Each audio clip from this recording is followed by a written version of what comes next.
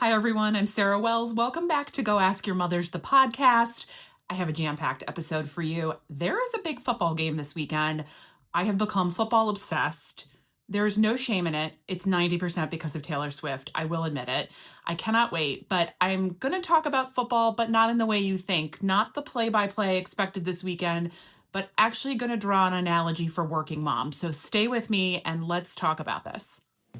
Welcome to Go Ask Your Mothers, the podcast where motherhood meets advocacy and culture. I'm Sarah Wells, mom to two, CEO, and champion for working parents. Here to break down the headlines, share viral moments, and deliver the tips every mom needs. Let's get to it.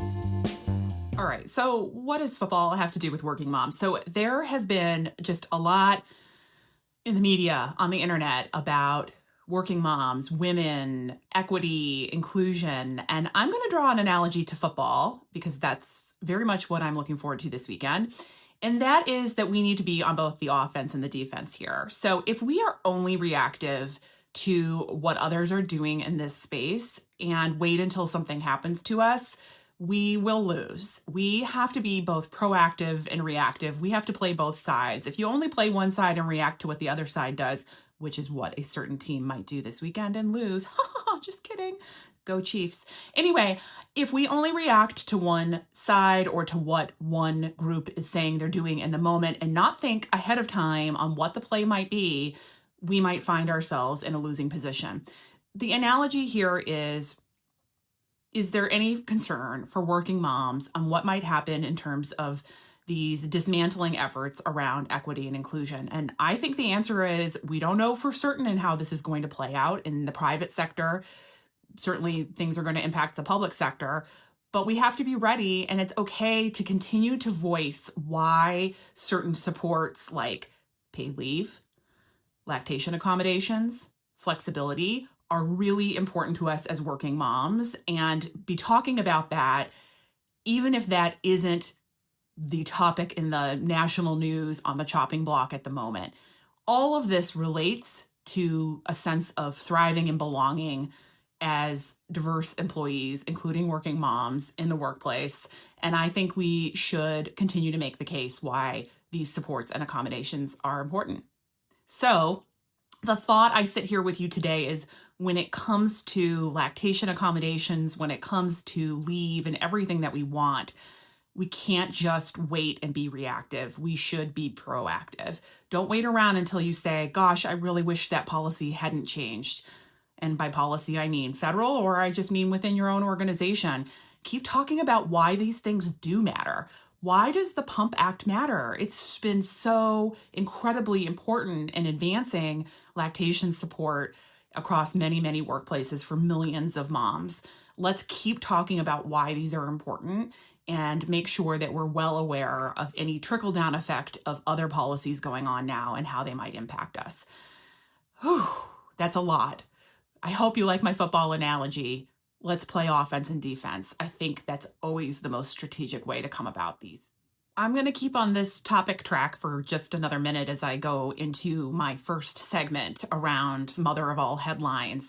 There was a certain news anchor on a certain program this week that talked about, actually, she laughed about the incredibly difficult time that federal workers are having in finding childcare. I live in Washington, D.C. There's federal workers all over the country, but obviously so many of them centered in this area. It is crazy to get childcare here. You're talking like 2 and 3 year wait lists and astronomical thousands of dollars in childcare costs.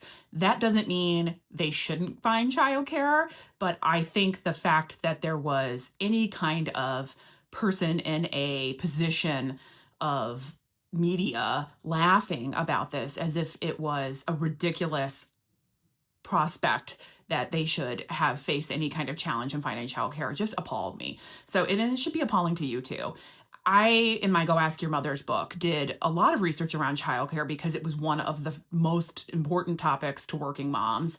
And across industries, across sectors, I didn't even talk politics with people. It was a non-political issue. It was a fact of life for most working families in this country that childcare is extremely expensive and hard to find. And moms said, like, whether or not they have a return to office mandate or they always worked in a position that had to be in person. If you're in the healthcare sector, you may never have been remote. There are lots of jobs that were never remote. Childcare was and remains an issue. So I think that we should not be at all joking about this. It's not a joking matter. I think we should really work hard to be empathetic, regardless of politics, and not politicize childcare. Childcare is instrumental to working families. It's good for everyone to be empathetic and solve the childcare crisis in this country. So what employers can do immediately in the private sector, of course, is ask your employees what the childcare situation is, offer flexibility. Again, even if it's in-person work, you can still flex schedules to work around childcare availability in your area. Connect parents within your team for commuting, co-commuting to shared childcare setups. I know some people share actual in-home childcare together or make each other aware of the childcare options. There's a lot employers can do to get involved in this. We should not be leaving parents to fend on further from themselves on this in this really, really difficult topic of finding adequate affordable childcare. So I picked that one as my mother of all headlines this week because it really got under my skin. And I don't want to see this politicized. Both sides of the aisle, and I don't even know why it's a side thing. Childcare, again, is really critical to working families. And like affordable food, affordable childcare should be something that we can all get behind. So to the woman who laughed at this on national news, and let's really try to work together to be more empathetic to these federal workers, but empathetic to all families out there that are struggling to make ends meet on childcare. I always promise you short, to the point, and a lot of serious topics around working mom support with a little bit of fun too. And I'm all about keeping it lighthearted because the world has felt heavy of late. Let's get into segment 2, Mom's Gone Viral. So I just loved watching the Grammys this week. I stayed up, which I shouldn't have done because I have been exhausted all week, but I digress. It was so much fun. Sort of my theme of this week is take your kid to work day in a big way. And I thought this was so fun. So the first person I wanted to talk about was Shakira. Congratulations on your incredible win at the Grammys.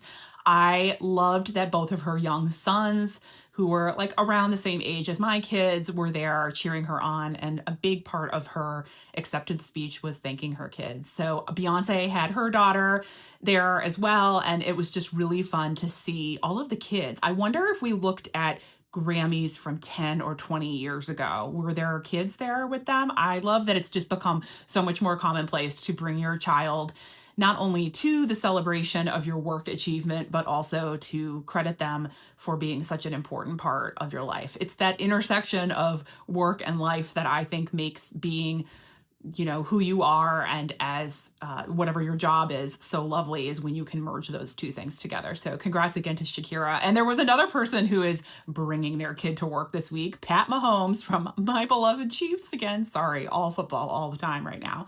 He is apparently bringing his brand new baby. I think she's 3 weeks old.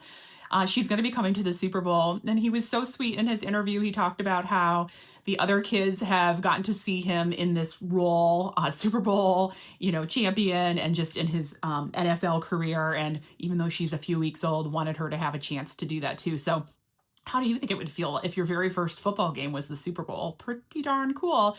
So awesome to again see so many really cool parents in the public eye involving their kids in their work. And I love that. I think it normalizes it, and it just makes us all feel great and know a little bit more about them behind the scenes.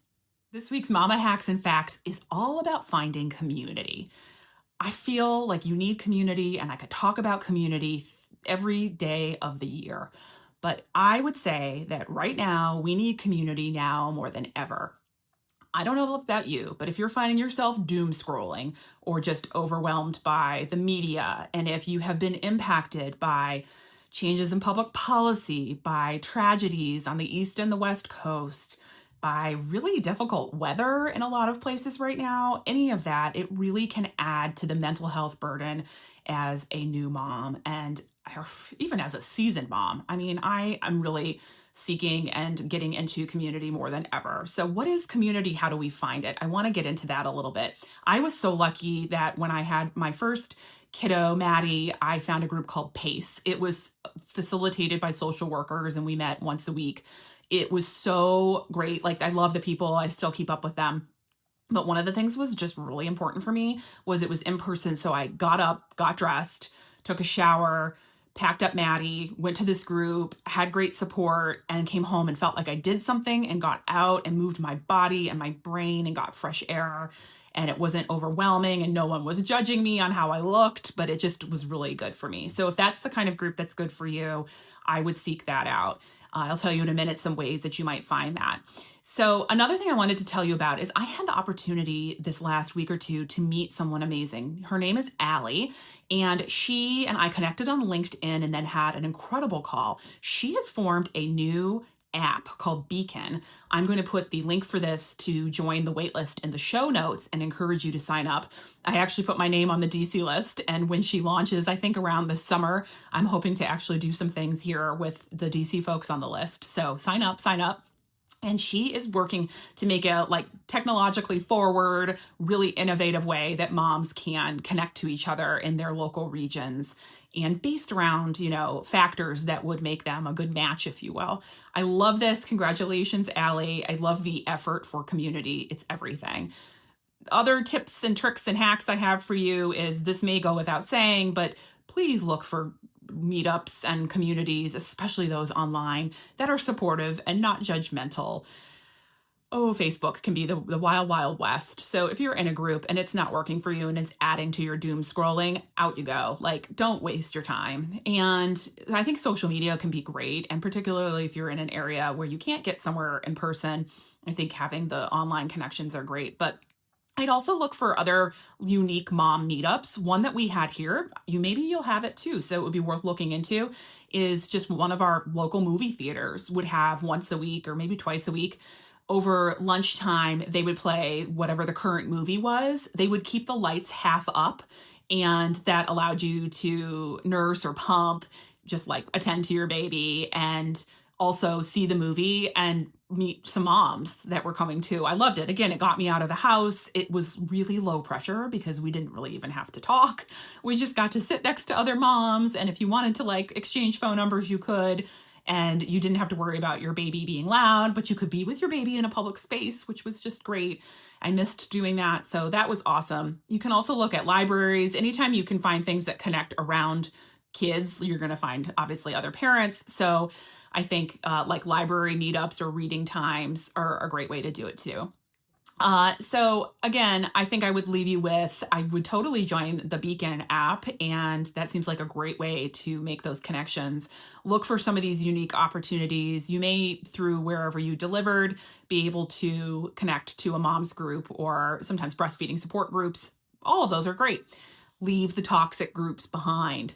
Don't stick around. You really should prioritize yourself in this. The entire point of having communities so that you feel great and uplifted, and don't stick around anybody that's judging.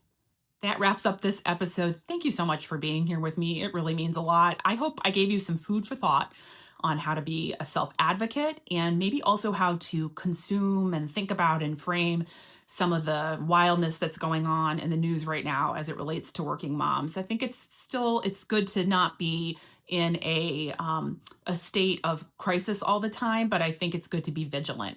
And the best way you can advocate is continue to tell your stories and make the point in your local groups, with your employers, with your policymakers, on why any kind of support you receive in the workplace is so valuable to you. I also hope you had a little fun with us. I can't wait to see what happens with football this weekend. And I'll be online probably cheering on or razzing you a little bit if you're from the other side.